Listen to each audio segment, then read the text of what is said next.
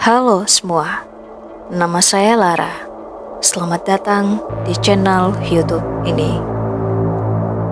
Titel Yo Young Chul, kriminal tergila asal Korea.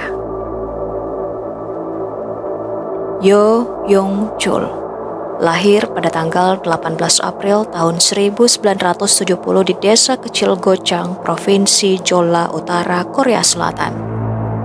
Sumber dari arsip kependudukan dan wawancara dengan tetangga masa kecilnya menyebutkan bahwa rumah tangga orang tuanya jauh dari kata damai.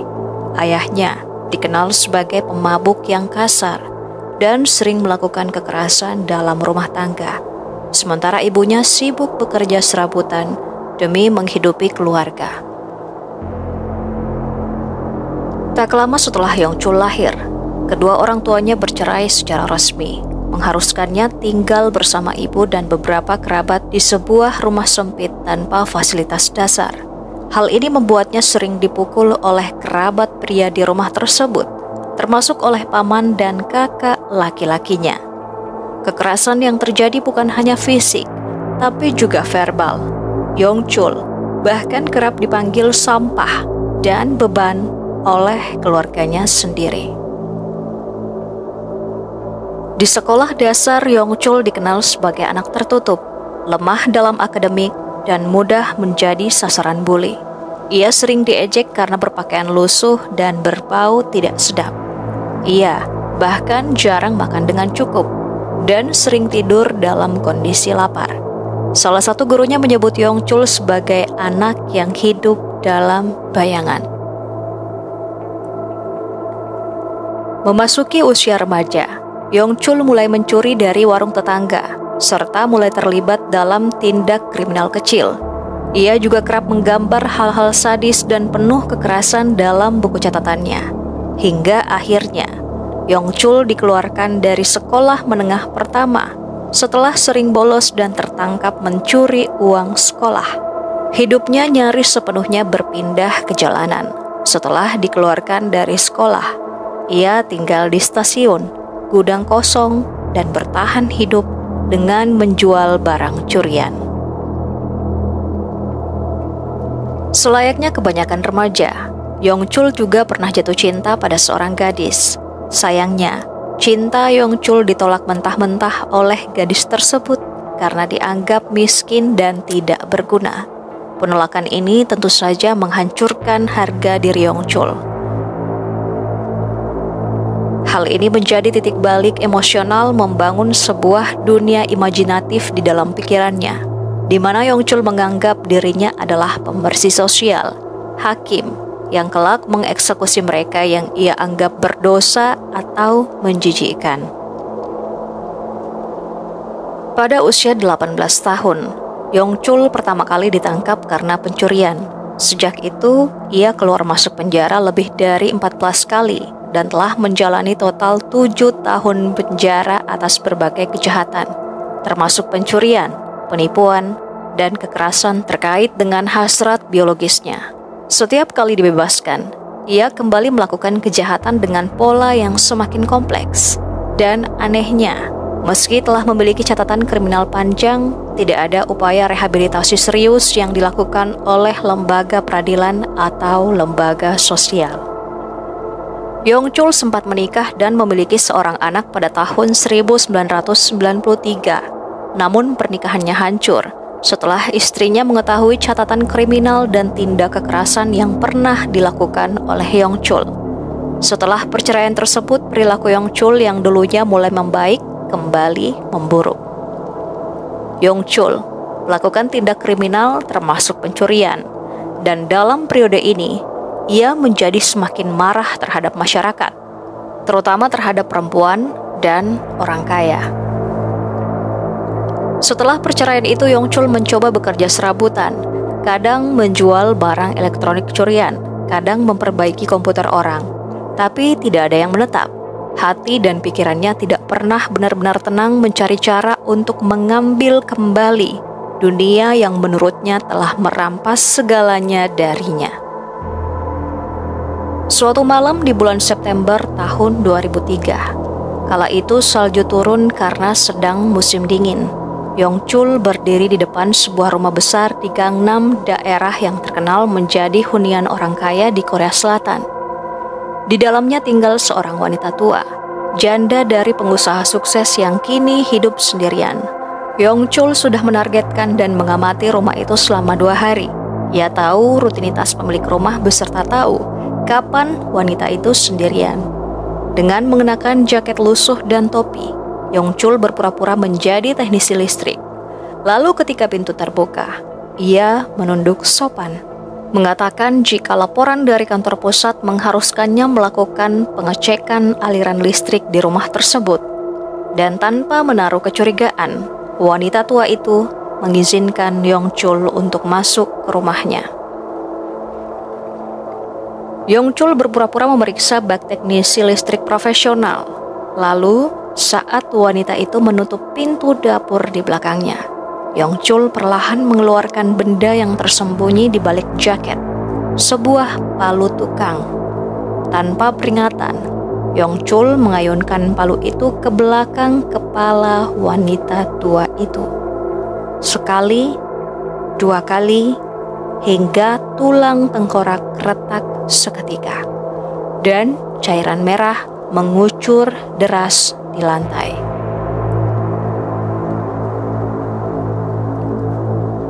Setelah memastikan wanita tua itu telah kehilangan nyawa, Yongchul secara sengaja membuat tempat kejadian perkara tampak seperti korban perampokan. Ia membongkar laci, mengacak-ngacak ruangan, dan menciptakan kesan bahwa pelaku datang untuk mencuri. Yongchul sangat berhati-hati agar tidak meninggalkan sidik jari atau DNA. Ia memakai sarung tangan dan menghindari menyentuh benda tidak perlu. Yongchul juga tidak menggunakan alat tajam yang bisa meninggalkan jejak cairan merah di tubuhnya sendiri. Dan setelah memastikan lokasi tempat kejadian dalam keadaan aman, barulah Yongchul meninggalkan rumah mewah tersebut. Keesokan paginya, asisten rumah tangga yang biasa datang setiap pagi menemukan kondisi yang tidak biasa di rumah tersebut. Pintu terbuka sebagian, suasana sunyi, dan barang-barang di ruang tamu tampak berantakan. Ketika masuk lebih dalam, ia menemukan tubuh Nyonya Kim. Wanita tua pemilik rumah tersebut tergeletak di lantai, bersimbah cairan merah dengan luka parah di bagian kepala. Sang asisten rumah tangga langsung panik dan menghubungi polisi yang kemudian datang dan memulai penyelidikan. Warga sekitar mengaku tidak mendengar suara mencurigakan malam sebelumnya. Salah satu tetangga seorang pria bernama Mr. Lee berusia 56 tahun menyatakan bahwa Nyonya Kim dikenal baik dan jarang bepergian. Menurut tetangga tersebut, Nyonya Kim tinggal sendirian dan selama ini terkenal sangat berhati-hati. Polisi yang melakukan penyelidikan gagal mengidentifikasi Yongchul setelah tragedi penghilangan nyawa Nyonya Kim karena modenya yang sangat hati-hati. Minimnya jejak forensik, tidak adanya saksi, dan TKP yang membingungkan. Keadaan rumah tersebut tampak seperti pelaku profesional yang bekerja sendiri tanpa motif yang dapat dilacak. Hal ini membuat Yongchul kembali melancarkan aksinya beberapa minggu kemudian. Korbannya kali ini adalah pasangan lansia. Suami istri kaya yang tinggal di daerah Mapo, salah satu wilayah perumahan elit. Dengan modus yang hampir serupa, Yongchul berpura-pura menjadi petugas layanan publik yang datang untuk memeriksa sistem aliran listrik. Begitu pintu dibuka, Yongchul masuk dan kembali menggunakan palu sebagai senjata utamanya. Keduanya dihilangkan nyawanya dengan kejam oleh Yongchul dengan serangan ke kepala dan wajah. Sama seperti sebelumnya, tempat kejadian perkara dibuat seolah-olah terjadi perampokan. Namun, tidak ada barang berharga yang benar-benar hilang, hanya barang-barang kecil yang tidak seberapa. Dari bulan September hingga akhir November 2003, setidaknya 5 kasus penghilangan nyawa lansia tercatat dengan pola serupa. Korban berusia lanjut, tinggal sendiri atau bersama pasangan, dihilangkan nyawanya dengan hantaman benda tumpul. dan rumah mereka dibuat terlihat seperti korban perampokan, meski benda-benda berharga dari para korban tidak hilang. Pihak kepolisian mulai menyadari adanya pola yang berulang, namun tanpa saksi, tanpa bukti forensik yang kuat, dan tanpa CCTV yang berhasil menangkap wajah pelaku secara jelas. Penyelidikan seperti berjalan dalam kabut. Tekanan terhadap pihak kepolisian semakin besar, tapi mereka tidak memiliki petunjuk konkret untuk bekerja. Kasus ini tentu saja menimbulkan kekhawatiran publik, terutama di kalangan lansia yang tinggal sendirian. Polisi menghimbau masyarakat untuk tidak membuka pintu bagi orang yang tidak dikenal. Bahkan, jika mereka mengaku sebagai petugas resmi tanpa memverifikasi terlebih dahulu identitasnya. Pada akhir tahun 2003, beberapa detektif mencurigai bahwa penghilangan nyawa ini tidak sekedar perampokan, melainkan perbuatan dari satu pelaku dengan kecenderungan psikopat. Pengawasan di kompleks perumahan elit lalu diperketat. Beberapa lokasi sudah mulai dilengkapi CCTV dengan sudut yang lebih lebar, dan jumlah patroli malam ditambah. Hal ini tentu saja membuat Yongchul mengubah metode dan targetnya. Awal Desember tahun 2003 hingga Februari tahun 2004, Yongchul menghentikan tindakan penghilangan nyawa terhadap lansia dan mengalihkan targetnya ke kalangan lain, yaitu wanita pekerja malam dan wanita-wanita muda yang ia anggap tidak bermoral. Yongchul menyewa sebuah kamar kecil di daerah swasta, di mana ia memanggil seorang wanita penghibur melalui layanan internet. Ketika wanita itu tiba, semuanya tampak biasa. Yongchul menerima korban dengan tenang, tanpa menunjukkan tanda-tanda mencurigakan. Ia bersikap sopan, berbicara seperlunya dan menunggu hingga korban merasa cukup nyaman berada di dalam kamar. Lalu ketika korban lengah dan suasana mulai hening, Yongchul mengeluarkan palu yang telah ia siapkan sebelumnya. Tanpa berkata apapun, ia menghantamkan palu tersebut ke kepala korban secara tiba-tiba. Pukulan itu menyebabkan korban roboh seketika. Yongchul kemudian melanjutkan aksinya, memukul berulang kali, hingga memastikan bahwa korban telah kehilangan nyawanya. Setelah yakin bahwa korbannya telah kehilangan nyawa, Yongchul menyeret tubuh korban ke kamar mandi dan mulai memisah-misahkan bagian tubuhnya. Bagian-bagian tersebut ia bungkus dalam kantong plastik, kemudian dibuang di berbagai tempat termasuk di daerah pegunungan dan tempat sampah umum. Tujuan Yongchul tidak lain adalah untuk menyulitkan proses identifikasi dan pelacakan oleh pihak berwajib. Terbukti dengan tidak adanya laporan hilang yang segera muncul dari pihak keluarga korban. Yongchul yakin bahwa para korban seperti ini tidak akan dicari. Ia juga percaya jika tindakannya bisa terus berlangsung tanpa hambatan. Dan hal inilah yang membuat Yongchul menjadi semakin percaya diri. Ia tahu sistem tidak akan menemukan benang merah. Polisi tak akan mengaitkan kasus penghilangan nyawa para lansia kaya dengan penghilangan nyawa yang menimpa para wanita malam tersebut. Yongchul mengulangi metode yang sama dalam hitungan minggu, setiap kali dengan korban yang berbeda, namun selalu dengan pola yang identik, memanggil para wanita penghibur ini melalui internet, mengeksekusi dengan palu, lalu memisah-misahkan bagian-bagian tubuhnya di kamar mandi, dan setelahnya Yongchul akan membuang bagian-bagian tersebut secara tersembunyi di gunung. Yongchul telah menjelma menjadi mesin penghilang nyawa yang dingin, efisien, dan tanpa emosi. Pada bulan Januari tahun 2004, Yongchul sempat ditangkap oleh kepolisian karena kasus pencurian kecil. Ia ditahan selama 2 hari, namun kemudian dibebaskan tanpa pemeriksaan lebih lanjut. Catatan kriminal lamanya ternyata belum cukup untuk membuat aparat curiga bahwa ia bisa jadi lebih dari sekedar pencuri. Penangkapan singkat itu justru membuat Yongchul merasa sistem benar-benar buta. Ia tertawa dalam hati bahwa ia bisa ditangkap dan dilepaskan begitu saja.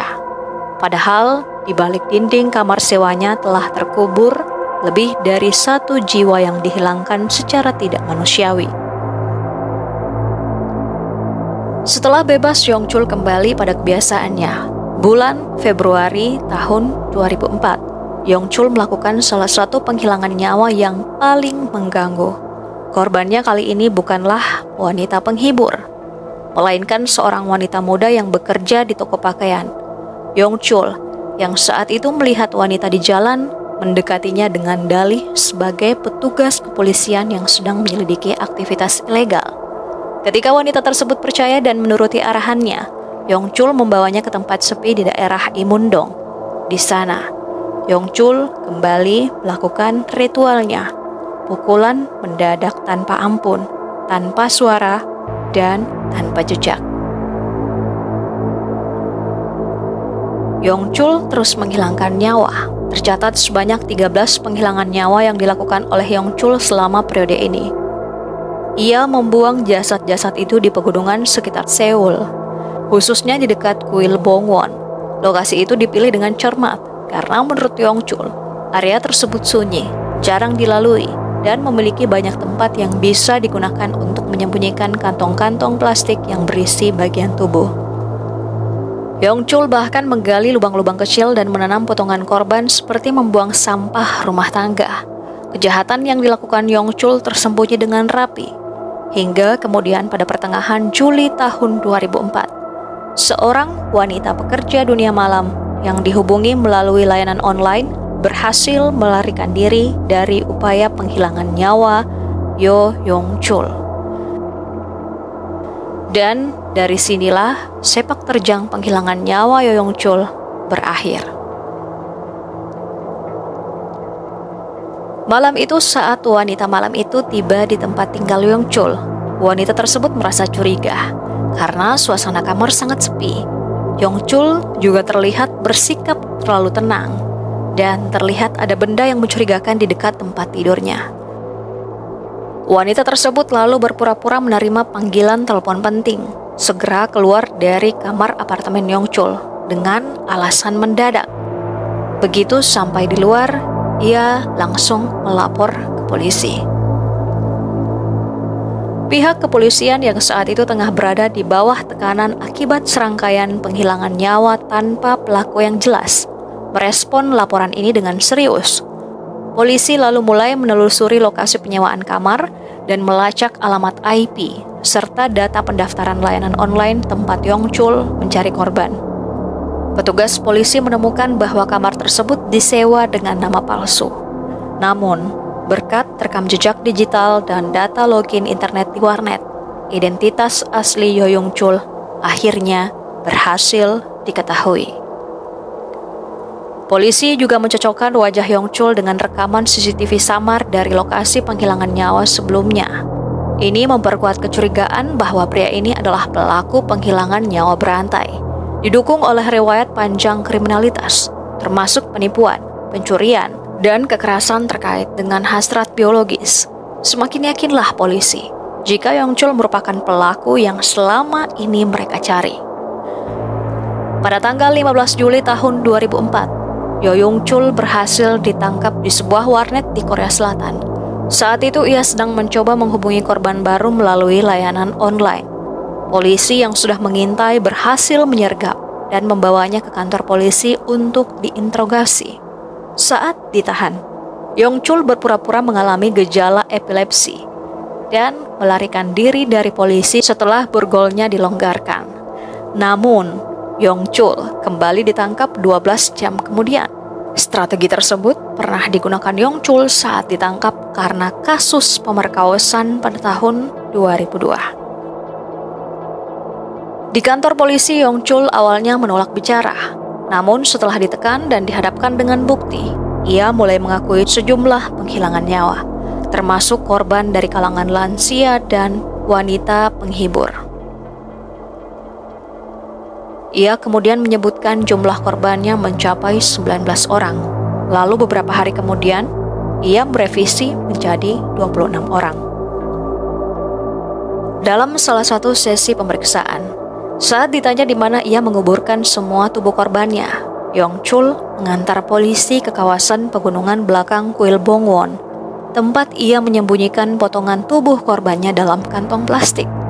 Dan di lokasi tersebut, polisi menemukan 11 jasad korban yang sudah membusuk dan sulit dikenali.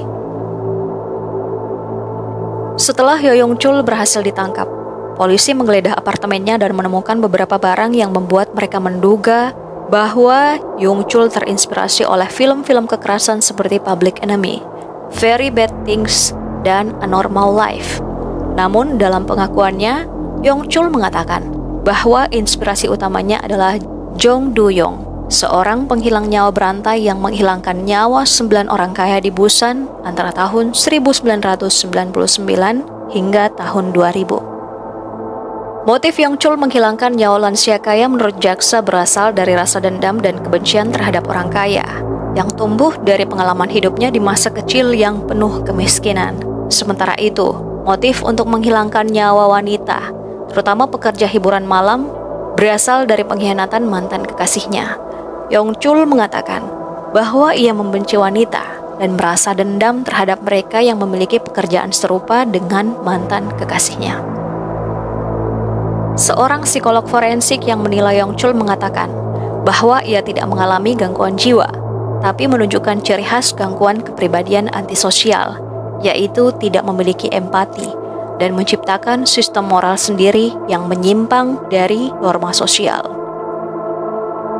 Yong-chul pertama kali dihadirkan di pengadilan pada tanggal 6 September tahun 2004, di mana ia menolak membela diri, menyatakan bahwa ia akan memboikot seluruh proses persidangan dan menolak menyampaikan permintaan maaf kepada keluarga korban. Dalam sidang 2 minggu kemudian, ia menyerang 3 hakim dan bahkan mencabut pengakuannya atas penghilangan nyawa di Imundong. Pada tanggal 4 Oktober, Yong-chul menolak hadir di sidang setelah mencoba menghilangkan nyawanya sendiri pada malam sebelumnya. Beberapa minggu kemudian, Yong-chul kembali membuat keributan di ruang sidang dengan mencoba menyerang penonton yang mencaci maki dirinya. Setelah itu, ia menandatangani surat pernyataan bahwa ia tidak akan membuat kekacauan lagi. Jaksa penuntut meminta hukuman mati, bukannya menolak. Yong-chul justru berterima kasih atas tuntutan itu. Lalu pada tanggal 13 Desember 2004, pengadilan menjatuhkan hukuman mati atas 20 tuduhan penghilangan nyawa. 1 tuduhan penghilangan nyawa dihapus karena kurangnya bukti. Jaksa mengajukan banding atas tuduhan yang dibatalkan itu. Tetapi Mahkamah Agung pada 8 Juni tahun 2005 menolak banding tersebut dan mempertahankan putusan awal. Kasus Yong-chul menggemparkan publik Korea Selatan dan memicu perdebatan tentang hukuman mati. Saat itu, hukuman mati sudah tidak dipraktikkan sejak tahun 1997 meskipun masih legal. Dukungan terhadap hukuman mati sempat rendah, tapi kasus Yong-chul membuat banyak warga berubah pikiran. Pengadilan Distrik Pusat Korea Selatan menyatakan penghilangan nyawa 20 orang merupakan tindak kriminal luar biasa. Hukuman mati tidak bisa dihindari karena penderitaan yang ditimbulkan terhadap keluarga korban dan masyarakat sangatlah besar. Yong-chul ditahan di pusat penahanan Seoul. Di hari-hari awal hukumannya, ia tidak ikut kegiatan kerja bakti, sering makan bagian makanan terbaik, dan suka mengganggu penjaga penjara, seperti mengetuk pintu larut malam dan meminta mereka merebus air untuk kopinya. Karena perilaku sembrononya, ia dibukuli oleh narapidana lain, termasuk kelompok kriminal. Pada November tahun 2014, Yong-chul kedapatan berulah. Diketahui bahwa Yong-chul berhasil menyelundupkan komik Jepang, buku bergambar dewasa dan novel erotis ke dalam sel dengan menyuap petugas. Akibatnya, ia dipindahkan ke lembaga pemasyarakatan Daegu yang keamanannya lebih ketat. Namun, pada tahun 2023, ia dikembalikan ke pusat penahanan Seoul. Seorang profiler kriminal ternama, Profesor Kwon Il-yong, menyatakan bahwa saat ia mewawancarai Yong Chul, Yo Yung Chul sempat menyebutkan nama penghilang nyawa berantai asal Amerika bernama Richard Chase dan berkata, "Chase itu sakit jiwa, tetapi saya tidak."